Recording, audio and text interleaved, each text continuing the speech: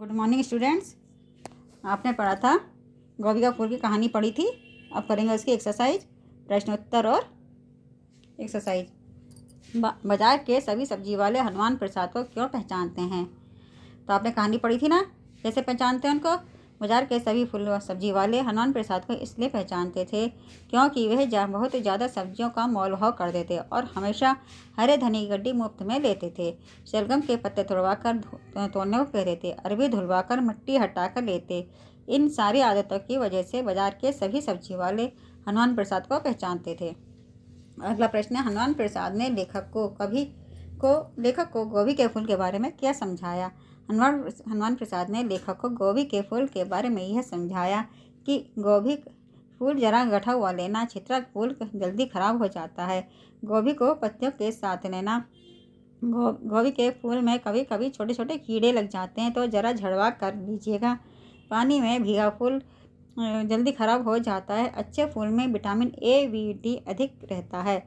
यह बातें हनुमान जी ने लेखक को फूल के बारे में समझाई।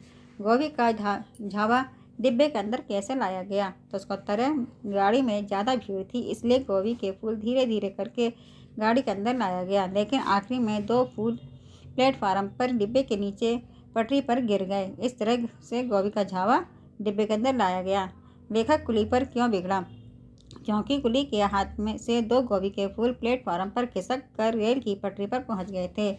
गाड़ी में ज़्यादा भीड़ होने के कारण गोभी की टोकरी को गाड़ी के अंदर लेने में मुश्किल हुई। इसी बीच कुली अपना इनाम मांगने पर अटका हुआ था, इसलिए लेखक कुली पर बिगड़ने लगा। गाड़ी के अंदर का दृश्य कैसा था? गाड़ी के अंदर का दृश्य बहुत ही निराला था। सब अलग अलग तरह के सलाह दे रहे थे कि इधर से जाओ, टोकरी उधर रखो, पर कोई भी अपनी जगह से हिलने को तैयार न था। अभिलिखित प्रश्न, हनुमान प्रसाद को हरी सब्जी का मर्ज था कैसे?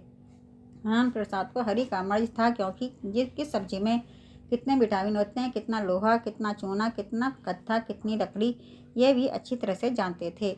इसका जितना ज्ञान उनको था वैसे किसी पोस्ट मास्टर को अब तक निकाले हुए डाक टिकट के बारे में भी नहीं था। गोभी का फूल लाने में लेखक को किन किन कठिनाइयों का सामना करना पड़ा? तो उत्तर है, लेखक को फूल लाने में अनेक कठिनाइयों का सामना करना पड़ा, जैसे कि उन्हें हजरतगंज सिनेमा, नुमाइश और काफ़ी हाउस इन सब को छोड़कर लखनऊ की सब्जी मंडी में घुसना पड़ा और दूसरा सब्जी वालों के साथ मोलभाव करना पड़ा। भीड़ से भरी गाड़ी में गोभी के झावे को चढ़ाने में उन्हें परेशानी हुई। कुली के साथ उनका झगड़ा भी हुआ। इलाहाबाद स्टेशन आने पर गोभी के फूल की क्या दशा हो गई? इलाहाबाद स्टेशन आने तक गोभी के गठे हुए पत्तेदार फूल जनता में इतनी लाते सह चुके थे कि हारे हुए उम्मीदवार की तरह उन्हें पहचानना कठिन लग रहा था। अब है पाठ के आधार पर लेखक का चरित्र चित्रण कीजिए। पाठ के अनुसार लेखक का वक्त का ध्यान रखने वाले व्यक्ति हैं। यह पता चलता है कि परिस्थितियों के अनुसार कार्य करने वाले लेखक वस्तु मोटी है, इसलिए उन्हें गोभी के फूलों की चिंता है। वे क्रोधी हैं। कुली द्वारा गोभी के गिराए जाने पर वे अपना क्रोध प्रकट करते हैं। वे संकोची भी हैं, इसलिए बाजार से महंगी गोभी के फूल खरीदकर हनुमान प्रसाद को दे आते हैं। अब है आशय स्पष्ट कीजिए, यानी इसका अर्थ स्पष्ट कीजिए। मन से कोई नहीं चाहता कि वह उनकी दुकान पर उस दिन का व्रत तोड़ें। तो इसका आशय यह है, इस पंक्ति का आशय है कि बाजार के सारे सब्जी वाले हनुमान प्रसाद जी को भली भांति जानते थे। सब्जी का ज़्यादा मोल भाव करना, सब्जियों को कम दाम में खरीदना, सब्जियां छांट कर लेना, इन आदतों से सभी सब्जी वाले भली भांति परिचित थे। इसलिए कोई दुकानदार नहीं चाहता था कि वह उनकी दुकान पर व्रत तोड़े या उनकी दुकान से कोई सामान लें। हया नामक वस्तु में प्लेटफार्म पर छोड़कर डिब्बे के भीतर घुसा था। तो इसका है, इस पंक्ति का यह आशय है कि जब लेखक गोभी का झावा स्टेशन पर पहुँचे तब उनके 2 एक परिचितों द्वारा हास्य व्यंग्य किए जाने पर वह इतनी भीड़ में उस गोभी को झावे को इतनी भीड़ में गाड़ी के अंदर पूरी हया यानी कि लज्जा छोड़कर उस गोभी के झावे को घुसा रहे थे। जब आदमी जनता हो जाता है तो कौन किसकी सुनता है? इस पंक्ति का यह आशय होता है कि जब आदमी जनता होता है तब वह अपने मन से निर्णय लेता है और तब वह किसी की नहीं सुनता। और अगला है, हारे हुए उम्मीदवार की तरह उन्हें पहचानना कठिन लग रहा था। तो उत्तर है, इस पंक्ति का आशय यह है कि इस जैसे कोई उम्मीदवार चुनाव में हारने के बाद दुखी दिखते हैं, उनके चेहरे की रौनक चली जाती है, उसी तरह जब तक इलाहाबाद स्टेशन आया तब इतनी भीड़ में गोभी के पत्तेदार फूल जो फ्रेश थे अब वे सूख चुके थे, उनको पहचानना मुश्किल हो गया था। ठीक है, ये तो हो गया प्रश्न उत्तर। अब इसकी एक्सरसाइज जो आपको किताब में करनी है। अब यह पठित गद्यांश जो आपने पढ़ा था इस और पाठ में पढ़ चुका उसका ही है और उसके प्रश्न उत्तर है। लेखक ने हनुमान प्रसाद को क्या याद दिलाया, वो भी इसी में ही है।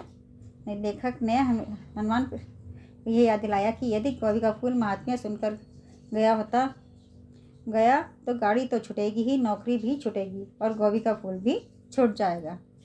ठीक है, आप ऊपर पढ़िए और इन प्रश्नों का उत्तर लिखिए। सब पे निशान लग रहे हैं। अब सही विकल्प, हनुमान प्रसाद जी कैसे व्यक्ति थे, तो उत्तर है कंजूस। और दूसरा है, हनुमान प्रसाद के सब्जी ज्ञान की तुलना किससे की गई है, तो उनकी की गई है पोस्ट मास्टर के डाक टिकट के ज्ञान से।